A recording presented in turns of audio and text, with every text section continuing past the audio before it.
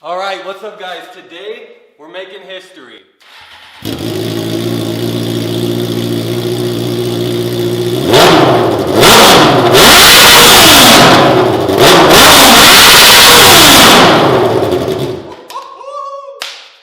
Yeah!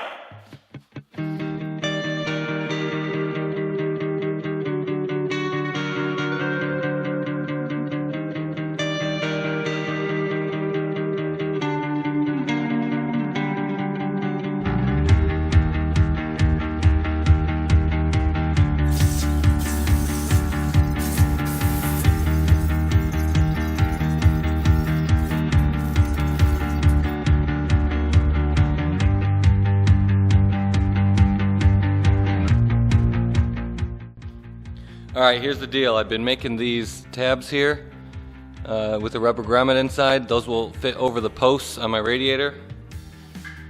Like so. Right? So then I can set it in here like that. It'll fit through there, and then this will be welded straight to the chassis, and that should hold it just fine.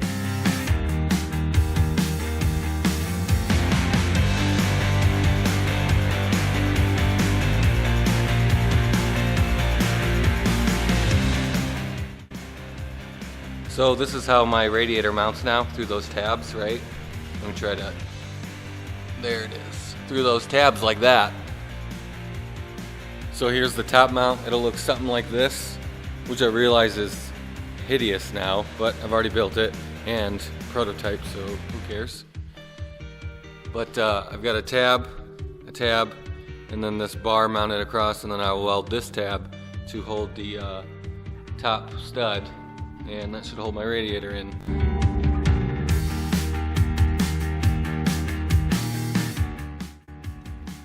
Alright, so the radiator's in there, and now we gotta mount the shit box.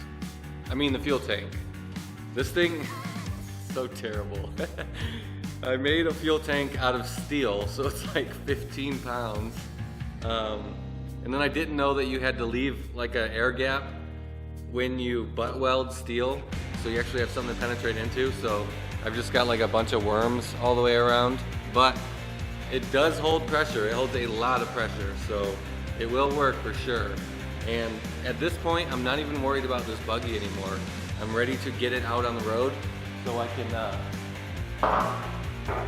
can start testing my suspension, my steering, and my gearing. I already know a lot about what's wrong with this design, and I'm ready to apply it all to the next buggy and actually get something real that works very well. This thing will work for sure, but is it going to be competitive? Probably not. Anyway, I'm gonna mount this shit box now. It's got the stock fuel pump in the bottom. There's no baffles in this, so it's basically gonna have to be at least halfway full or more all the time. And I think it only holds like 3 gallons, so I'm gonna have to be filling it up all the time. But that's okay, we're learning. I know what to do right next time, so. But, let's mount the shit box. I wanna get this thing running by the end of this video, which will probably be tomorrow.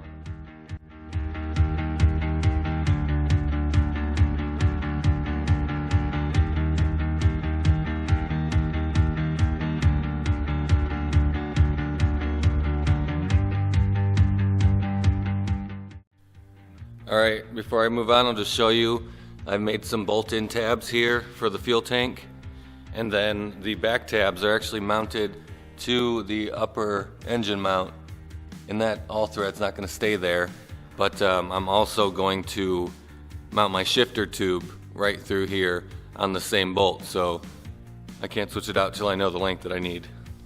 So next is to plumb up my radiator to the engine.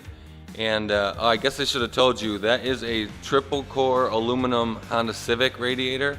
It's a perfect size for these things. I've got some 1-inch inside diameter radiator hose here, but the Civic has 1.25 inlet and outlet. So what I'm going to do here is use this 1-inch outside diameter copper coupler and stick it in my 1-inch tube.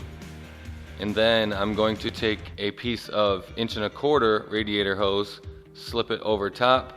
I've got some rubber goop adhesive stuff that I'll glue them together with, so that and the hose clamp should make sure this never comes apart. And then I'll slip that 1¼ inch over my 1¼ inch inlet and outlet on the radiator there. Okay, I've got one more radiator related issue, and that is this oil cooler line here, this inlet. So there's no outlet here on the radiator, so what I'm going to do is use the drain plug hole as an outlet for the oil cooler inlet. Now I've already went ahead and bought a fitting for that, but I don't want to wait for it because I want to run this thing tomorrow. So I went ahead and bought a bolt that fits in there, and I'm just going to machine it down to work as an inlet until I put that one in. Should only take me about 20 minutes, not a big deal.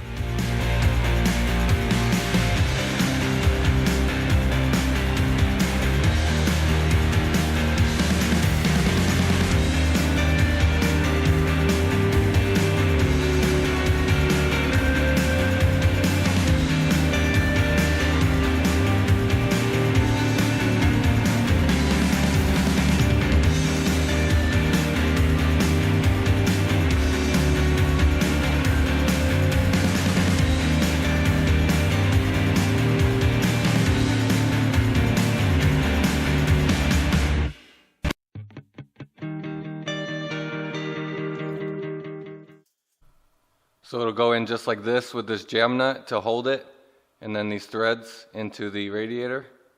Hose slips over there, and that will work for about a day or two until that thing comes in.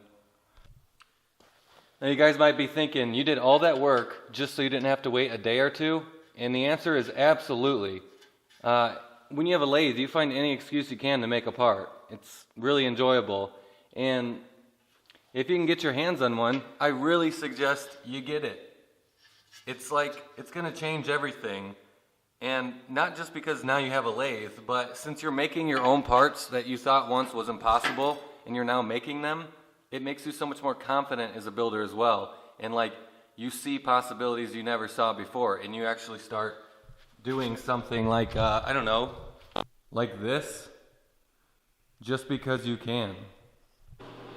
Before I put the radiator back in and plumb it up, I want to get the wiring harness put in there so I have some room to work.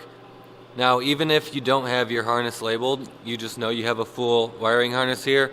These motorcycle harnesses are really easy to wire up. Most of the clips only go into one spot, so kind of hard to mess up. Mine's already been stretched out front for the ignition, so that's good. So wiring, this is where people usually get intimidated, but this is really simple because we're just using the stock harness. And then all you're doing is lengthening the ignition, the cluster, kill switch, and then your battery cables.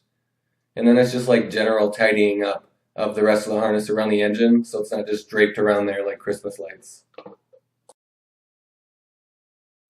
Now I skipped plumbing the radiator, but I still haven't done it, so I will do it in tomorrow's video. So if you want to see it, that's where it'll be.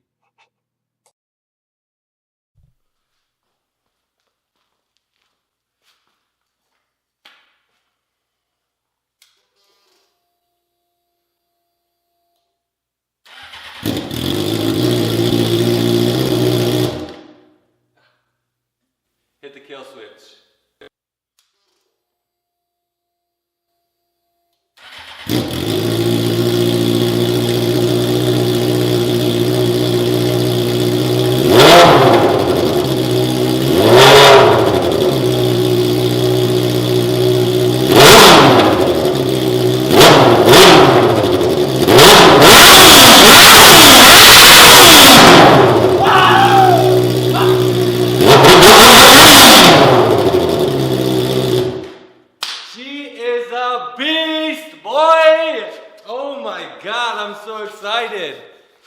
Okay, so she sounds really, really healthy, and we haven't even done a tune-up. This thing hasn't ran right, well, I don't know if it's even ran in like 3 years. But I think that's going to be the end of the video here. I got a lot more work to do tonight because tomorrow we're taking this thing out for a rip. no doubt about it. So there will be another video coming up, and I don't even know. I'm so excited right now. Dude, that engine is like, that's almost intimidating to hear right there. I still got to put the muffler on, so hopefully it tunes it down a little bit so my whole neighborhood isn't calling the cops on me, but I don't care. We're going for a rip, boys. So, as usual, hit all the buttons. Please subscribe, like, comment, tell me I'm ugly. I don't care. And then keep coming back. Thanks, guys.